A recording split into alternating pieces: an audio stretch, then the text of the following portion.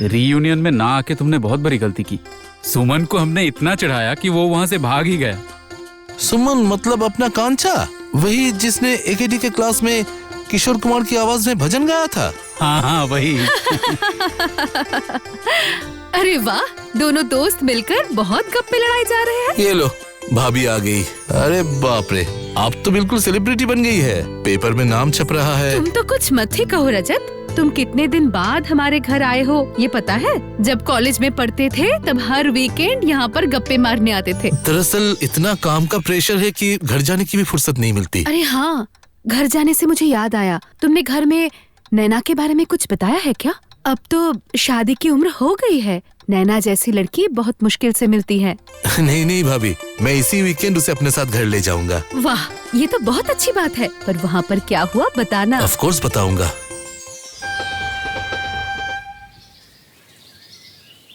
मुझे नहीं पता तुम्हें हम लोग पसंद आए कि नहीं, लेकिन मुझे तुम बहुत पसंद आई हो। तुम तो साक्षात लक्ष्मी हो बेटी। मतलब आप लोगों को ये रिश्ता मंजूर है? आप लोग मुझसे गुस्सा तो नहीं हो ना? तुमसे तो मैं गुस्सा हूँ ही।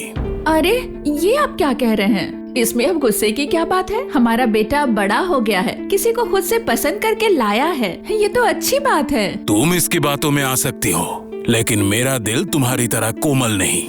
अंकल सुनिए ना, आप प्लीज आंटी के ऊपर गुस्सा मत कीजिए। अगर आपको मैं पसंद नहीं हूँ तो फिर मुझे आप बता सकते हैं, लेकिन आंटी को आप कुछ मत कहिए। नहीं नहीं बेटी, तुम गलत समझ रही हो। मैं तुमसे नाराज नहीं हूँ, नाराज तो मैं इस नालायक से हूँ। तुमने नैना को इस घर में लाने में इतनी देर क्यों कर दी? अगर पहले लेकर आते तो अब तक तुम दोनों की शादी हो जाती। सच कह रहे हैं पापा, हमारे इस रिश्ते से आपको कोई प्रॉब्लम नहीं है? अरे नहीं बेटा, इतनी सुशील लड़की हमारी घर की बहू बनेगी, इससे हमें क्या प्रॉब्लम होगी? तुम जाओ और नैना को गांव घुमाओ, तब तक मैं सब्जियां लेकर आता हूँ। ठीक है पापा। नैना चलो। चलती हूँ।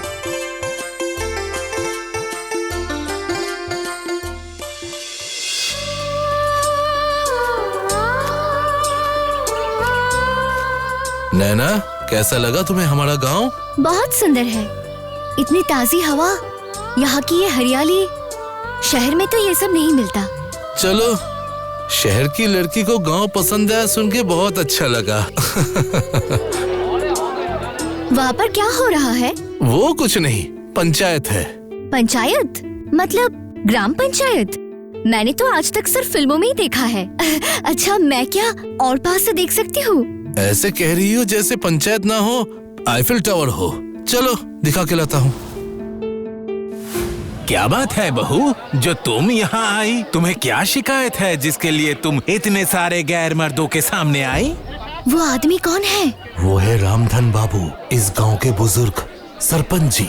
इस गांव में इनकी बात कोई नहीं टाल सकता। शिकायत नहीं है प्रधान जी, माँ होने के नाते आपके पास एक अर्जी लेकर आई हूँ। कैसी अर्जी? मेरी बेटी पढ़ाई लिखाई में बहुत अच्छी है, इसे दया करके आप स्कूल में पढ़ने की अनुमति दे दीजिए। परीक्षा में बहुत अच्छे नंबर मिले हैं इसको। इसका मतलब तुमने उसे स्कूल में भर्ती करवाया है, मेरे मना करने के बाद भी। विमल, ये तुम्हारी पत्नी क्या कह रही है? अभी तक भर्ती नहीं हुई है प्रधान जी, वो सिर्फ परीक्षा देने के लिए लेकर गई थी। अगर मैं घर पे रहता तो इन लोगों को कभी नहीं जाने देता। अरे ये कैसी बात हुई? पिता होकर अपनी बेटी को पढ़ाना नहीं चाहते? प्रधान जी का आदेश है, इस गांव में कोई लड़की पढ़ाई ना करे। What? आप मुझे क्यों नहीं जाने देते पापा? भाई तो रोज ही स्कूल जाता है, तो फिर मैं क्यों नहीं जा पाऊंगी? एक छोटी सी बच्ची अपने बाप से सवाल पूछती है। देखिए आप लोग, 2 किताब पढ़ ली और उड़ रही है, स्कूल कॉलेज में पढ़ेगी तो क्या करेगी? इसलिए मैं सबको फिर से समझा दे रहा हूँ, गांव की लड़कियों को कोई मत पढ़ाओ। जो भी लड़कियाँ पढ़ती है वो लोग पनौती बन जाती है। वो लड़की जहाँ जाती है वो जगह बर्बाद हो जाती है। पनौती पनौती बन जाती है वो लड़की। What nonsense! ये सब आप क्या कह रहे हैं? ये सब पुरानी जमाने की सोच है। अरे नैना, ये तुम क्या कर रही हो? चुप रहो। अरे तुम कौन हो? तुम तो इस गांव की नहीं हो। नमस्ते सरपंच जी, ये मेरी दोस्त है। हम लोग शहर में एक ही कॉलेज में पढ़ते थे। कॉलेज में पढ़ाई की है? लड़की होकर उतने लड़कों के साथ एक कमरे में पढ़ते हुए शर्म नहीं आई, इसलिए ऐसी बातें कर रही है। किससे कैसे बात करते हैं ये तो ये जानती ही नहीं तो किसी दूसरे गांव में आकर उस गांव के प्रधान के साथ कोई ऐसी बातें करता है भला? बोलो। माफ कीजिएगा सरपंच जी, दरअसल इसने गलती से। रुको रजत, मुझे बात करने दो। नमस्ते, मेरा नाम नैना पाल है। मैं आपको सबके सामने बेइज्जत करने के लिए कुछ नहीं कह रही, लेकिन इस 2025 में खड़े होकर कुछ पुरानी सोच के कारण एक मासूम बच्ची को अब पढ़ाई करने से रोक रहे हैं। ये देखने के बाद मैं खुद को रोक नहीं पाई। पुरानी सोच के बारे में तुम्हें क्या पता है? 4 किताब पढ़ लेने से कोई ज्ञानी नहीं बन जाता। आज तक इस गांव की जिस लड़की ने भी पढ़ाई की है उससे उसके परिवार में कुछ न कुछ जरूर हुआ है। हाँ, राक्षसों की नजर पड़ी है। ऐसी लड़कियों की वजह से इस गांव में मुसीबतें आई हैं। क्यों? सही कहा ना? प्रधान जी बिल्कुल सही कह रहे हैं। मेरी दादी भी कहती थी लड़कियां ज्यादा पढ़ती है तो जल्दी विधवा बन जाती है। अरे सुनो, इस गांव की लड़की बिनी, उसकी माँ भी छुप छुप कर उसे पढ़ाती थी। फिर क्या? इसी कारण उस घर के बेटे की मौत पास के तालाब में डूबने से हुई। बुरा मत मानिएगा, लेकिन ये जो आप सोच रहे हैं यही पुरानी सोच है जो आपके दिल के अंदर है, और यही बात आप सबके दिल में बैठाना चाहते हैं प्रधान जी। अगर पढ़ाई करना इतना ही बुरा है तो ये दीदी तो पनौती है। पर दीदी को देखकर ऐसा तो नहीं लग रहा है। दीदी, आपका भाई भी तालाब में डूबकर मर गया है क्या? अपना मुंह बंद रख, बहुत बोलने लगी है तू, बड़ी बड़ी बातें करती है। संभालो बिमल, अपनी बेटी को संभालो, नहीं तो इसका अंजाम बिल्कुल ही सही नहीं होगा। क्यों आप इस बच्चे को डरा रहे हैं? इसने तो सही सवाल पूछा है। नहीं, मेरी भाई की मौत तालाब में डूबकर नहीं हुई, क्योंकि मेरा कोई भाई है ही नहीं। लेकिन ये इम्पोर्टेंट नहीं है, और अगर ऐसी कोई घटना किसी के साथ घटी भी होगी तो वो सिर्फ एक एक्सीडेंट था और कुछ नहीं। मौत और एक्सीडेंट ये हर परिवार में ही होता है। क्यों प्रधान जी, आपके परिवार में क्या कभी किसी की मौत नहीं हुई? क्या तुम्हारी इतनी हिम्मत जो तुम गांव में आकर मेरे फैसलों पर सवाल उठा रही हो? पर एक बात जान लो, तुम समझो या ना समझो, पर तुम पनौती हो ये बात आसपास के लोग समझ जाएंगे, और वो भी बहुत जल्द। मेरी ये बात याद रखना। तुम चाहे कुछ भी कहो नैना, सुबह पंचायत में तुमने उस तरह से बात करके बिल्कुल भी सही नहीं किया। मालिनी भाभी अगर तुम्हारी ये बात सुनती तो उन्हें बहुत तकलीफ होती रजत। नैना, मालिनी भाभी की बात अलग है। उनके जैसा दिमाग साहस हमारे पास थोड़ी ना है। वो कुछ भी कर सकती है, लेकिन हम लोग चाहकर।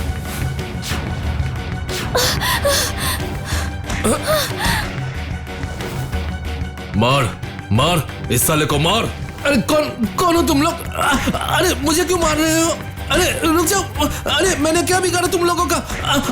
रुक जाओ, मुझे मत मारो, मुझे मत मारो। मुझे क्यों मार रहे हो तुम लोग? कोई है? बचाओ हम लोगों को, बचाओ। मुझे क्यों मार रहे हो? बचाओ हम लोगों को। अरे कौन हो तुम लोग? अरे मुझे क्यों मार रहे हो? खबरदार, अगर रजत के ऊपर और एक खरोच आई तो फिर मैं इस पत्थर से तुम लोगों का सर फोड़ दूंगी, तुम लोगों को जान से मार दूंगी। फेंक उसे, वरना उसके साथ साथ तुझे भी। ऐसा है क्या? तो फिर रजत को छू कर दिखाओ।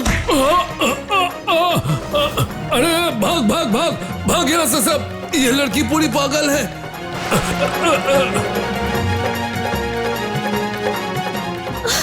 फिक्र मत करो रजत, मेरे रहते हुए तुम्हें कुछ नहीं होगा। काम हो गया सरपंच जी। तुम्हें पहचाना तो नहीं? नहीं पहचानी तो नहीं, लेकिन वो लड़की हिम्मत वाली है। आप भी देखिए ना कैसे पत्थर से मेरा सर फोड़ दिया। तुम अब जाओ, जो करना है मैं सुबह करूंगा। ओह, कितना खिलाओगी माँ? और नहीं खाया जा रहा। कितना खून बह गया है, नहीं खाओगे तो कैसे काम चलेगा? रजत, ये देखो, प्रधान जी तुमसे मिलने यहाँ आए हैं। रहने दो, उठने की जरूरत नहीं है। सुबह जब ये बात भीमा से मुझे पता चली तब मैं तो डर ही गया था। ऐसा काम कौन कर सकता है? तुम्हें क्या किसी पर शक है? तुम्हारा कोई दुश्मन वगैरह है? नहीं प्रधान जी, हम लोग सीधे साधे इंसान हैं। हमें नुकसान पहुंचाकर किसी को क्या मिलेगा? दुश्मन तो पैसे वालों के होते हैं। लेकिन इस गांव में तो इससे पहले ऐसा कभी कुछ नहीं हुआ, फिर अचानक से ऐसी घटना हमारे साथ ही क्यों हो गई? क्यों हुआ ये तुम्हें नहीं पता चल रहा है? तुम लोगों का कोई दुश्मन नहीं है। गाँव में ऐसी घटना कभी नहीं हुई, तो फिर अचानक ऐसी घटना क्यों घट रही है? और तुम लोगों के साथ ही ऐसा क्यों हो रहा है? क्योंकि तुम्हारे घर में एक पनौती आ गई है। इस लड़की के आने के बाद से ही तुम्हारे घर में ये सब हो रहा है। भलाई चाहते हो तो इसे भगाओ। नहीं नहीं प्रधान जी, आपसे कोई गलती हो रही है। नैना पनौती नहीं, इसी की वजह से हमारा बेटा सही सलामत वापस आ गया। रजत के पापा सही बोल रहे हैं। नैना ने ही तो हिम्मत दिखाकर गुंडों को भगाया था। उसके बाद अकेले ही वो रजत को लेके हॉस्पिटल गई थी। अगर नैना नहीं होती तो आज मेरे बेटा। नुकसान कम हुआ है, इसलिए तुम लोगों को समझ में नहीं आ रहा है। इसके बाद जब ये पनौती कुछ और कर बैठेगी तब समझोगे। ये सिर्फ तुम लोगों को नहीं, पूरे गांव को बर्बाद कर देगी, तबाह कर देगी सब कुछ। मेरी इस बात को याद रखना।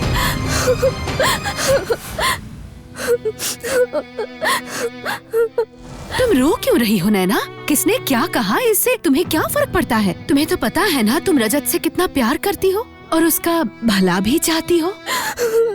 लेकिन वो प्रधान जी तो मुझे पनौती कह रहे हैं। इसके बाद शायद गांव वाले भी कहेंगे। ये तो सच है, इससे पहले कभी भी मेरे रजत के साथ ऐसा कुछ भी नहीं हुआ भाभी। एग्जैक्टली नैना, तुम्हारा और रजत का रिश्ता 5 साल पुराना है, लेकिन इससे पहले तो कभी ऐसा नहीं हुआ। इन सब की शुरुआत हुई उसके गांव में। अगर तुम पनौती होती तो पहले ही ये सब होता। इसके पीछे मुझे 2 कारण दिख रहे हैं नैना। क्या कारण भाभी? पहला, अंधेरे में किसी और की जगह रजत पर हमला किया गया है, या फिर तुम्हें पनौती बनाने के लिए किसी ने ये काम जानबूझकर किया है। इसका मतलब आप कहना चाहती है? नहीं नैना, बिना सबूत के मैं तो कुछ नहीं कह सकती। पहले सबूत इकट्ठा करने होंगे। लेकिन मैं अकेले ये सब, और रजत भी अभी बीमार है। तुम अकेली नहीं हो। आज रात को ही मैं वहाँ आ रही हूँ। रजत को बता दो कि मालिनी भाभी आ रही है। आज पता नहीं ट्रेन इतनी लेट क्यों थी, नहीं तो मैं शाम से पहले ही यहाँ पहुँच जाती। ये क्या? ये लोग अपना चेहरा कवर करके मशाल लेके कहाँ जा रहा है? कुछ तो गड़बड़ है। ये खेत और वो दाहिनी तरफ के 2 खेत, बीच के खेतों में ध्यान रखना, आग ना लगे। जाओ जल्दी काम निपटा के आओ। अरे तुम लोग कौन हो? यहाँ आग क्यों लगा रहे हो? रुको, मैंने कहा रुको। भाग यहाँ से, भाग भाग भाग। मैंने कहा ना रुको।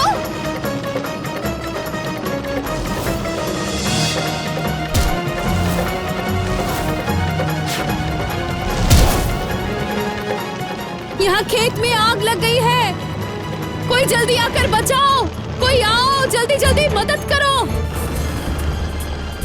अरे रमेश की खेत में आग लग गई है। जल्दी आ जाइए, जल्दी आओ। रमेश की खेत में आग लग गई है। जल्दी चलो, पानी लेके आओ।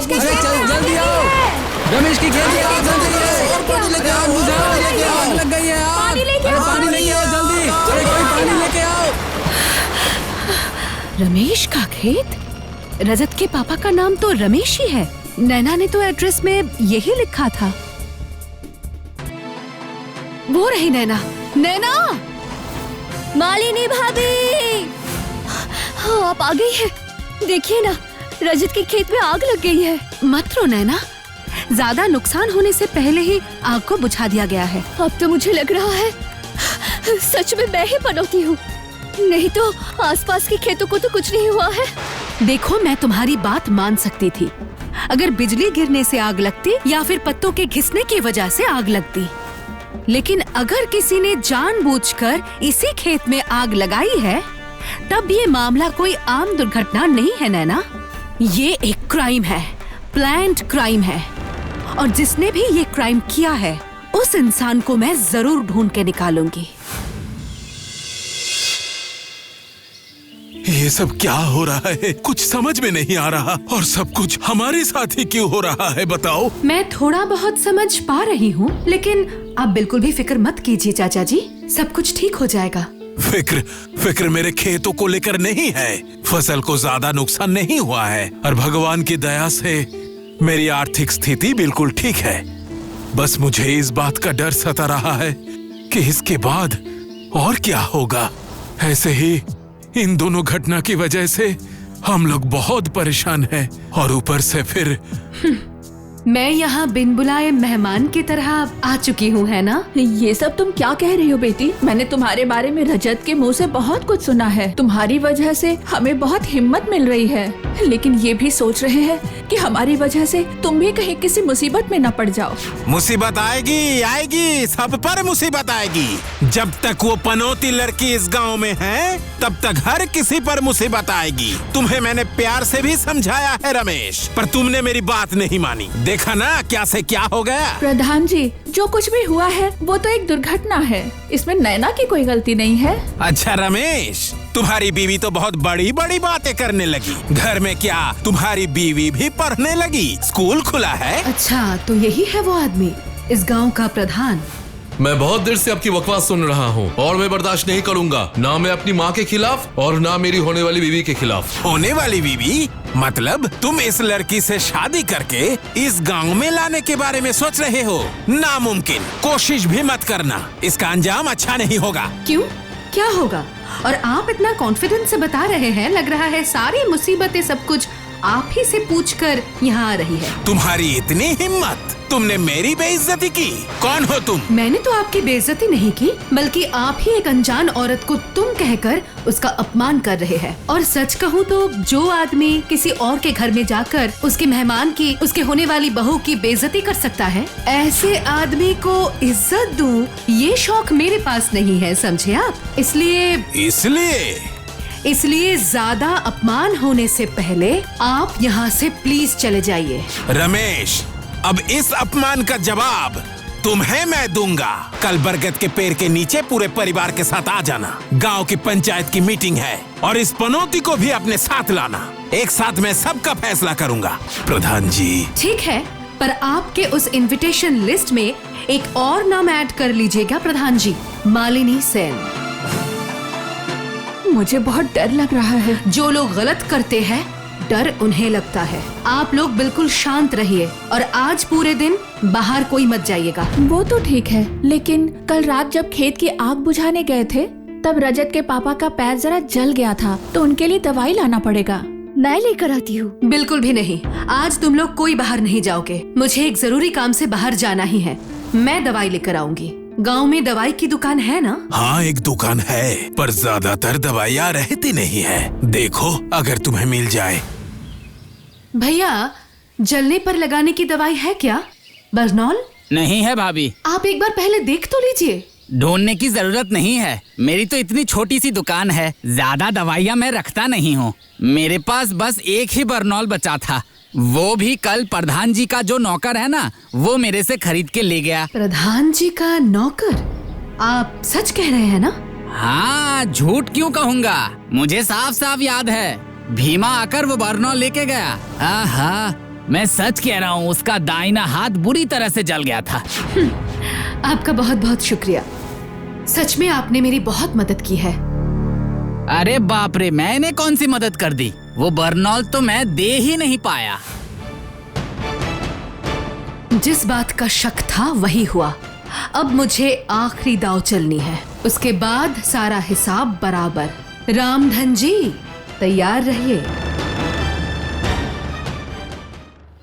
रमेश, तुम मेरे छोटे भाई की तरह हो। तुम्हें मैं बहुत मानता था, इसलिए मैंने तुम्हें प्यार से कहा था इस पनौती को घर से निकाल दो, पर तुमने तो मेरी बात नहीं मानी, बल्कि उस लड़की से अपने बेटे की शादी करा के उस लड़की को तुम इस गांव में लेकर आना चाहते हो। बेटा बड़ा हो गया प्रधान जी, इसलिए ये चाहता है अपनी पसंद की लड़की से शादी करे। वो लड़की भी तो बहुत अच्छी है, इसलिए चुप रहो। तुम्हारी बकवास मैंने बहुत सुन ली, अब मैं नहीं सुनने वाला। तुम अगर अपने बेटे की शादी किसी डायन से भी कराओगे तो भी मैं कुछ नहीं कहूंगा, लेकिन उस लड़की को मैं इस गांव में रहने नहीं दूंगा। इसलिए मैंने तय किया है वो लड़की इस गांव को छोड़कर आज ही चली जाएगी। आप तय करने वाले कौन होते हैं? जब सभी को यहाँ पे बुलाया है तब यहाँ पे सबकी हमें राय भी जाननी चाहिए। तुम्हें क्या लगता है गांव वाले मेरे खिलाफ कुछ कहेंगे? आज तक इस प्रधान ने ऐसा कोई काम नहीं किया जिससे इस गांव को कोई नुकसान पहुंचे, समझे? मैंने कभी भी अपने भले के बारे में नहीं सोचा। मेरे लिए गांव की भलाई सबसे पहले है, इसलिए मैं निश्चिंत हूँ कि पूरा गांव हर बार की तरह इस बार भी मेरे साथ ही रहेगा। क्यों, मैंने सही कहा ना? हाँ बिल्कुल हाँ, बिल्कुल बिल्कुल, सही बिल्कुल। कहा। हम ये सब लड़की आपके साथ पनौती हैं। है, ये ये लड़की पनौती है पनौती है। लड़की। इसे इसको इस गांव से निकाल दो, निकालो निकाल इसे दो गांव इस गांव से। से। सब लोग जरा शांत हो जाइए। किसी के कुछ भी पूछने से पहले मैं अपने बारे में बता देना चाहती हूँ। मेरा नाम मालिनी सेन है। मैं नैना की दीदी की तरह हूँ, लेकिन आप लोग मुझे नैना की वकील भी समझ सकते हैं, क्योंकि नैना से बिना कुछ पूछे, बिना कुछ जाने आप लोगों ने जब उसे इस गांव से निकालने का हुक्म दे ही दिया है, तब उसके हक में मुझे भी कुछ बोलने का मौका दीजिए। ये लड़की पनौती है, इसमें अब बोलने जैसा बचा ही क्या है? हाँ, आज उन लोगों का नुकसान हुआ है, कल पूरे गांव का नुकसान होगा। अगर ये सब रोकना ही है तो जो ये सब कर रहा है आप उन्हें रोकिए। एक लड़की जो सबको इस मुसीबत से बचाना चाहती है, आप लोग उसे ही इस गांव से निकालना चाहते हैं। इसके अलावा और किसकी वजह से हो रहा है? इससे पहले तो ऐसा कभी कुछ नहीं हुआ। बिल्कुल पहले नहीं होती थी, जब तक सबको ये नहीं पता चल गया कि नैना पढ़ी लिखी है, क्योंकि तब तक इसे पनौती साबित करने की किसी को जरूरत नहीं पड़ी। पर आप लोगों ने कभी ये सोचा है कि जो पनौती है उसी ने गुंडे को पत्थर से मारकर वहाँ से भगा दिया? उससे गुंडे का सर भी फट गया है। मैंने सही कहा ना भीमा भाई? मतलब मुझे कैसे? आपको नहीं पता है? अच्छी बात है। अच्छा, आप तो अपना सारा काम दाएं हाथ से ही करते हैं, तो फिर आज आप बाएं हाथ से पंखा क्यों हिला रहे हैं? दायां हाथ क्या जल गया है? नहीं नहीं नहीं नहीं, जला नहीं है। दरअसल मेरे हाथ में मेरा हाथ असल में। हाँ, आपके हाथ के बारे में ही मैं कह रही हूँ। दाहिने हाथ की जो कलाई है वो आज सुबह बिचली काटते वक्त इसका हाथ हंसुए से कट गया, समझी? लेकिन भीमा का हाथ कैसे कटा, ये जानकर तुम क्या करोगी? मतलब आप कह रहे हैं कि भीमा भाई का हाथ नहीं जला है? ये बात आप पूरी जिम्मेदारी से कह रहे हैं ना? हाँ, कह रहा हूँ, पूरी जिम्मेदारी से कह रहा हूँ। अच्छा, ओ भैया, आप जरा याद करके बताइए ना, परसों रात को आपके दुकान से वो बर्नॉल वाली दवाई किसने खरीदी थी? हाँ बिल्कुल, वो बर्नॉल तो तुम ही खरीद के लेके गए थे। तुम्हारा दाहिना हाथ जल गया था, ये तो मैंने अपने आँखों से देखा। ये सब क्या बकवास है? मुझे कुछ याद नहीं आ रहा। बकवास कर रहा हूँ मतलब? मैं क्या यहाँ आके झूठ बोल रहा हूँ? अरे परसों मतलब 2 दिन पहले, अरे उसी दिन जिस दिन रमेश भैया के खेत में आग लग गई थी, उसी रात तो तुम। क्या हुआ, रुक क्यों गए भैया? अब मामला आपको भी समझ में आ रहा है ना? मामला मैं और भी आसान बना देती हूँ। अब देखिए, इसके सर में जो चोट लगी है वो नैना ने जो पत्थर मारा था उसी का निशान। झूठ है, बिल्कुल झूठ है। मैंने कुछ नहीं किया। ये सब करके मुझे क्या फायदा?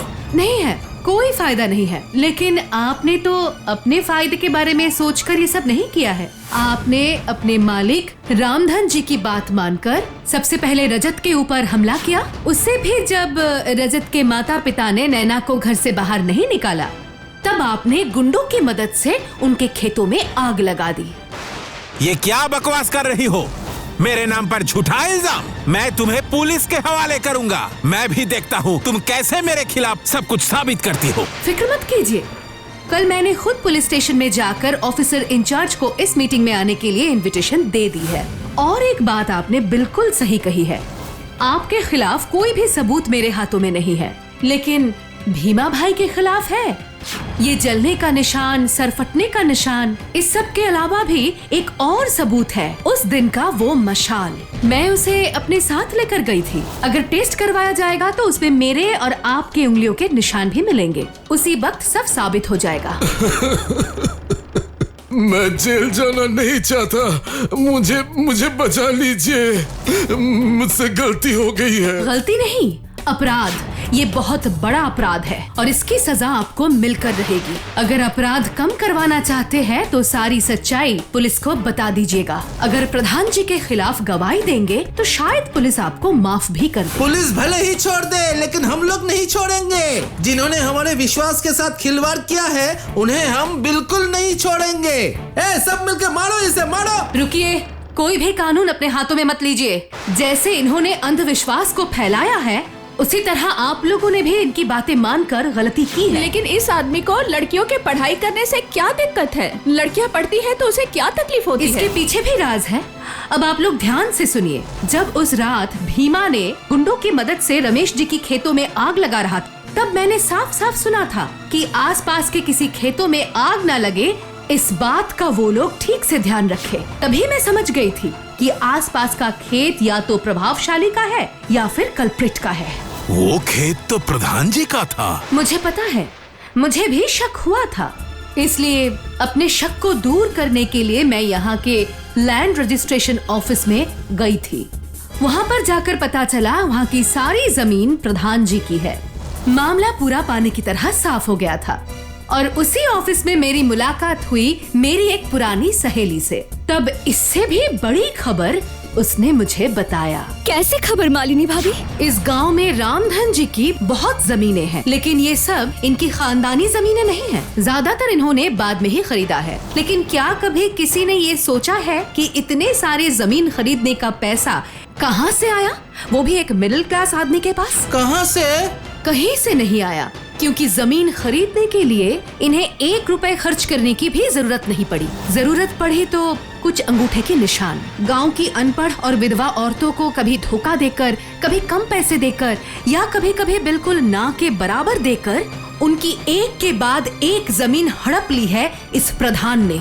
और गांव की औरतें पढ़ लिख ना सके, अपने हक के लिए आवाज ना उठा सके, इसलिए इस आदमी ने औरतों की पढ़ाई लिखाई बंद करवा दी थी। और जो लोग इनकी बातें नहीं मानते थे उन लोगों को पनौती कहकर इस गांव से निकलवा देते थे। ये काम तुम सही नहीं कर रही हो, तुम्हें मैं नहीं छोड़ूंगा।